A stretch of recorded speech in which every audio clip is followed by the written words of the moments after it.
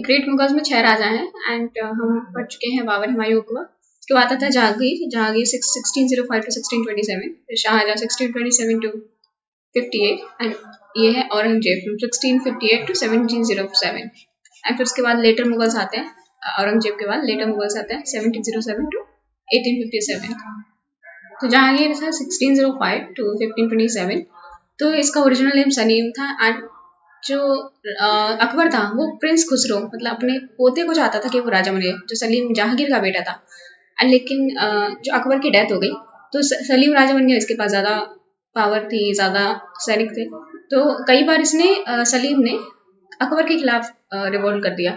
तो खुसरो को चाहता था वो बने। खुसरो की हेल्प कर रहा था 5th सिख गुरु अर्जुन देव को एग्जीक्यूट करा दिया था किसने? सलीम ने, जहांगीर ने। सबसे गलत काम किया इससे। सिख और मुगल्स के बीच लड़ाइयाँ होती रही एंड इससे क्या हुआ कि उन्होंने अर्जुन देव ने खुसरो को सपोर्ट कर रहे थे।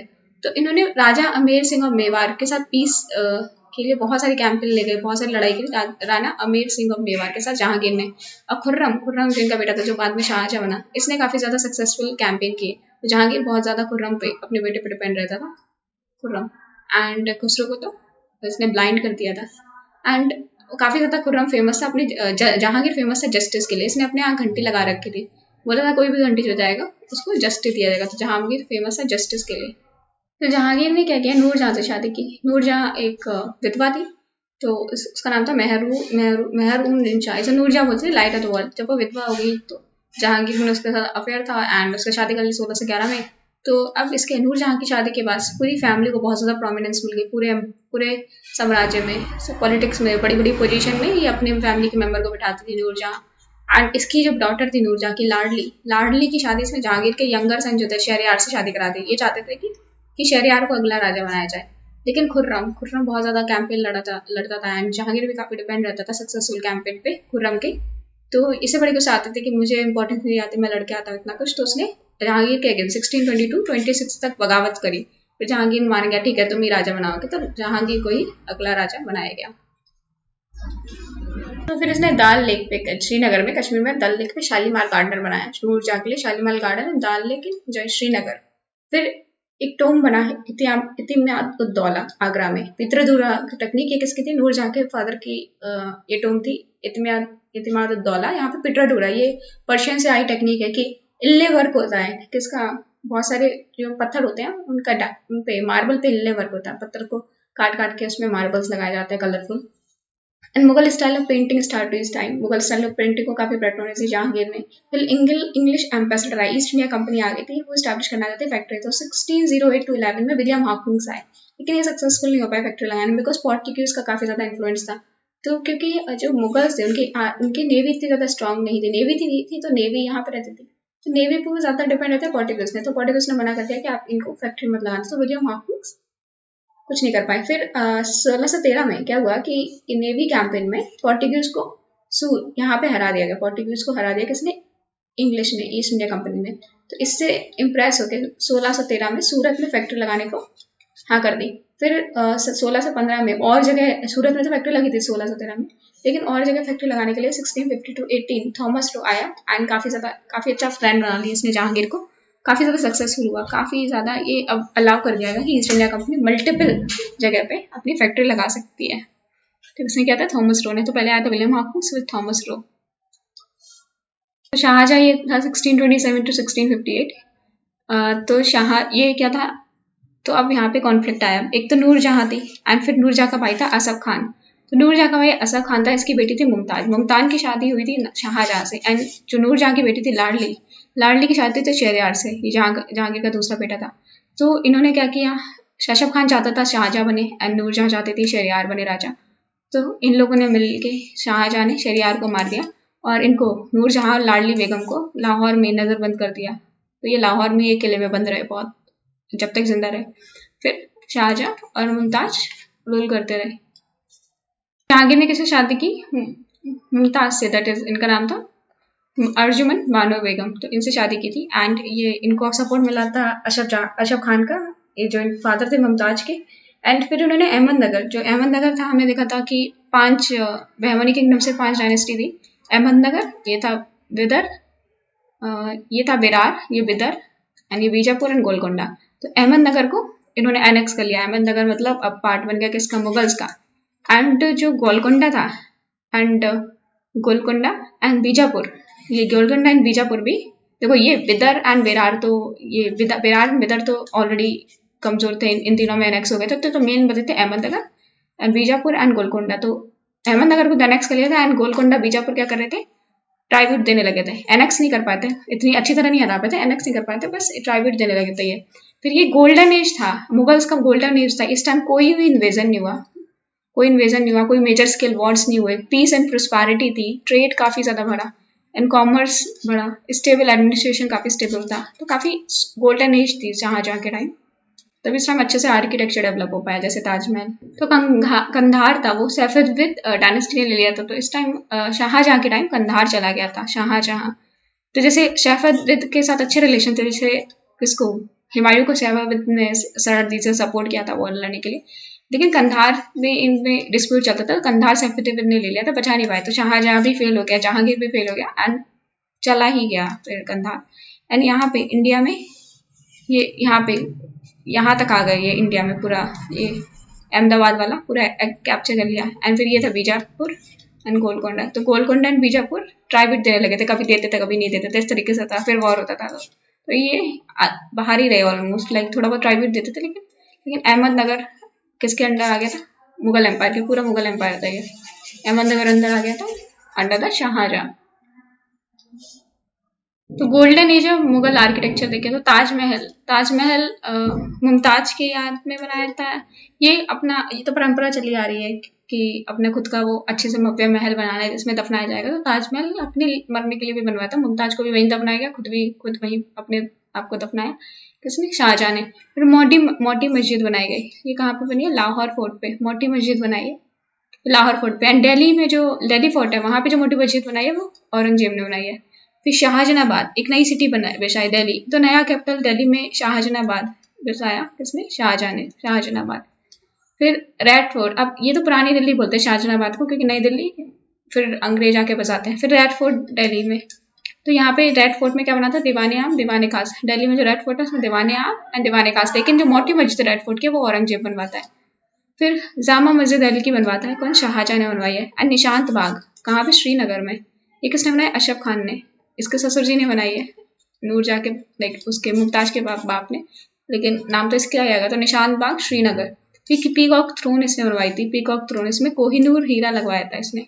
तो कोहिनूर हीरा इसी के पास था, जैसे कोहिनूर हीरा मलिक कफूर लेके आए थे, कहाँ से, काकत्या वारंगल, इनके यहाँ से कोहिनूर लेके आया था। एंड इसने कैसे दिया था, अलाउद्दीन खिलजी को। तो अलाउद्दीन खिलजी फिर ये जब दिल्ली में क्या करते हैं, ये इसी के पास रहता है कोहिनूर हीरा। नादिर शाह 1739 में उखाड़ के ले जाता है कोहिनूर हीरा। अहमद शाह अब्दाली जब अटैक करता है उखाड़ के ले जाता है, तो मुगल्स के पास रहता है। तो फिर तो अहमद शाह अब्दाली ये अफगान के पास रहता है। फिर अफगान की हेल्प करते हैं रणजीत सिंह, तो रणजीत सिंह को दिया जाता है, रणजीत सिंह से ले लेते हैं इंग्लिश। तो ऐसे ये कोहिनूर हीरा ऐसे घूमता रहता है। एंड आज वहाँ पे है, यूके के पास है ये कोहिनूर हीरा। तो इससे ये पता चलता है कि कितना भी आप कुछ भी एक्यूमुलेट कर लो, आप ले नहीं जा सकते अपने साथ, मरोगे अकेले ही बिना कुछ ले जाए।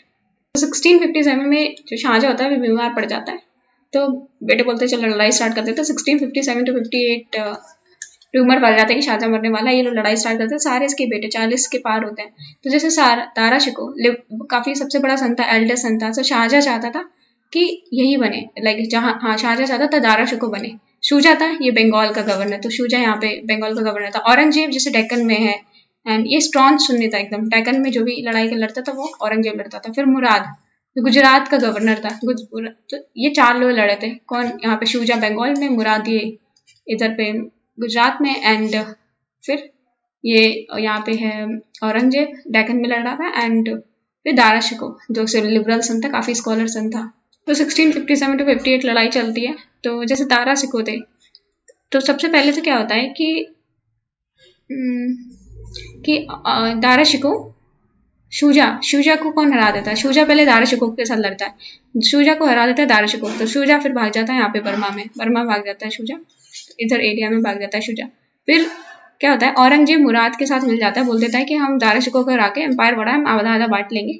तो और जो गुजरात में था औरंगजेब दोनों साथ मिलकर दारा शिकोह हरा देते। दारा शिकोह फिर भाग जाता है, वो सोचता है मुझे कहीं से आर्मी मिल जाए, मिलती नहीं है, तो दारा शिकोह चला जाता है। तो कहाँ पे हराते हैं, धर्मती एक उज्जैन के पास जगह है, तो यहाँ पे दारा शिकोह को हराते हैं। दारा शिकोह की आर्मी फिर आगरा में भाग के जाती है, फिर वहाँ पे भी उसे हरा दिया जाता है फिर, और दारा शिकोह भाग जाता है। फिर मुराद जिसकी हेल्प ली थी इसने, मुराद को भी औरंगजेब मार देता है। पहले जेल में बंद करके रखता है, फिर 3 साल बाद सर कलम कर देता है। और फिर शाहजहां जो उसका फादर था, जो बीमार पड़ गया था, मुझे लगा था मर जाएगा, वो 8 साल तक और जीता, फिर उसे जेल में रखता है औरंगजेब, 8 साल तक जेल में रखता है जब तक वो मर नहीं जाता। फिर आता है औरंगजेब, इसने राजा बनने के बाद अपना नाम रखा आलमगीर। आलमगीर एंड 1658 to 1707 तक रहा। तो ये ऑर्थोडॉक्स सुन्नी था, बिल्कुल एकदम कट्टर सुन्नी था। एंड इसे जिंदा पीर बोलते थे, ये लिविंग सेंट था क्योंकि बहुत ज़्यादा सिंपल लाइफस्टाइल थी, नाच गाना एंड म्यूजिक सब बैन कर दिया इसने कोर्ट में, और सेपरेट डिपार्टमेंट बनाए मॉरल कोड्स को इन्फोर्स करने के लिए कि इस्लामिक वे फॉलो कर रहे हैं जाए अच्छे से। तो ये मोहतसिब काफ़ी मोहतसिब एक सेपरेट डिपार्टमेंट बनाया गया इस्लामिक वे को फॉलो करने के लिए, इन्फोर्स कराने के लिए, मोहतसिब। तो रिलीजियस पॉलिसीज थी औरंगजेब की, जिससे वजह से वो काफ़ी ज़्यादा बदनाम है। नॉन टॉलरेंस था नॉन मुस्लिम के लिए, जजिया एंड पिलग्रिमेज टैक्स लगा दी जो अकबर ने हटाए थे, फिर से इसने इंट्रोड्यूस कर दिया, और टेम्पल का कंस्ट्रक्शन बिल्कुल बैन करा दिया। जो मेजर टेम्पल थे, काफ़ी ज़्यादा आस्था जुड़ी थी लोग की, बनारस एंड मथुरा में, उसको डिस्ट्रॉय कर दिया इसने औरंगजेब ने। एंड रेस्ट्रिक्शंस लगाए कि हिंदू सेलिब्रेट नहीं कर सकते अपने फेस्टिवल्स, फिर स्टॉप कर दिया। मुहर्रम, इवन सुन्नी जो लोग थे, जो शिया सेक्ट है जो मुहर्रम मनाते हैं, उसको भी मना कर दिया। तो अदर जो मुस्लिम सेक्ट थे उनके खिलाफ, उनके लिए भी टॉलरेंट नहीं था बिल्कुल। इतनी घटिया रिलीजियस पॉलिसीज थी कि बहुत ज़्यादा रिवॉल्ट्स हुए इसके लिए। फिर जैसे जाट्स ऑफ मथुरा, सिर्फ दिल्ली से 50 kilometre, Jats of Mathura and Gokal Raja Ram को हरा दिया गया, लेकिन इन 50 किलोमीटर दूरी में अपना एम्पायर स्टैब्लिश कर दिया, Jats of Mathura and under Gokal and Raja Ram. तो गोकल एंड राजा राम जो मथुरा के जाट थे, उन्होंने अपना अलग किंगडम स्टैब्लिश कर दिया, वो भी दिल्ली से 50 किलोमीटर दूर। फिर बुंदेलखंड जो रीजन है, वहाँ पे राजा छत्रसाल, इन्होंने अपना रिवॉल्ट किया, इन्होंने अपना अलग किंगडम स्टैब्लिश कर दिया बुंदेलास। फिर इन्होंने 6th गुरु थे, गुरु तेग बहादुर, उनको एग्जीक्यूट कर दिया। पहले ही जो सिख थे वो नाराज थे, जहांगीर ने गुरु अर्जुन देव 5th गुरु को एग्जीक्यूट कर दिया था। और औरंगजेब ने 9th सिख गुरु तेग बहादुर को एग्जीक्यूट कर दिया। तो अब ये लड़ाई चलती रही। तो 10th सिख गुरु गोबिंद सिंह के अंदर पंथ खालसा स्टैब्लिश हो गई कि सबका अभी धर्म है कि अब लड़ो, उठा लो हथियार, 1699 में। फिर जो राजपूत थे, मारवाड़ के राजपूत थे, वो रिवॉल्ट किया अंडर दुर्गादास राठौर इन 78। क्यों रिवॉल्ट किया? क्योंकि जसवंत सिंह थे, उनकी डेथ हो गई, तो उनकी जो वाइफ थी वो प्रेग्नेंट थी, बच्चे थे उनसे, तो उनको राजा नहीं माना।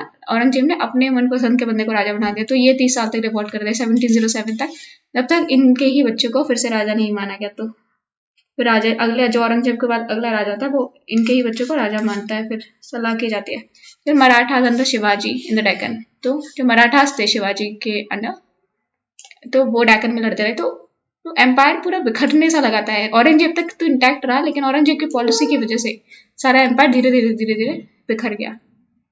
तो इतने सालों तक जो लड़े थे, बीजापुर एंड गोलकोंडा को भी 1688 में, ये बीजापुर, यहाँ पे गोलकोंडा, इसको भी ऐड कर लिया। तो पहले इतना एम्पायर था, अब इतना एम्पायर बढ़ गया, पूरा साउथ इंडिया था, कितना एम्पायर बढ़ गया। औरंगजेब के टाइम जेनिथ पर पहुंच गया। तो फिर यहाँ पे असम में भी इन्होंने कैंपेन किया, अहोम किंगडम था, लेकिन उन्होंने फिर से अपना कैप्चर कर लिया, थोड़ी देर तक रहा था। फिर अहोम ने अपना जो भी अपना किंगडम है 1200 लेकर 1800 तक मेंटेन करके रखा। अहोम किंगडम असम में चला, इतना बड़ा एम्पायर था, कितने ज्यादा रिवॉल्ट्स होने लगे, आफत बन गया इतना बड़ा एम्पायर, एंड पूरा बिखर के रह गया एम्पायर। 27 साल तक ये डेक्कन तक लड़ता रहा कि जो बीजापुर गोलकोंडा को हरा नहीं पाया, तो उसने खुद की अपनी आर्मी लेके गया डेक्कन में, लड़ाया, और फिर भी वो दिल्ली में जा सकता था, लेकिन फिर शिवाजी ने उसे उलझाए रखा, मराठास के साथ लड़ी। तो ये गुरिल्ला वारफेयर करते थे, कभी एक फोर्ट को कैप्चर किया, फिर दूसरे फोर्ट पे चले, दूसरे फोर्ट को किया। तो इस तरीके से गुरिल्ला वारफेयर में अटका रहा 1680 तक। तो मराठास को सबड्यू नहीं कर पाए, लेकिन 1707 में अहमदनगर में मर गया।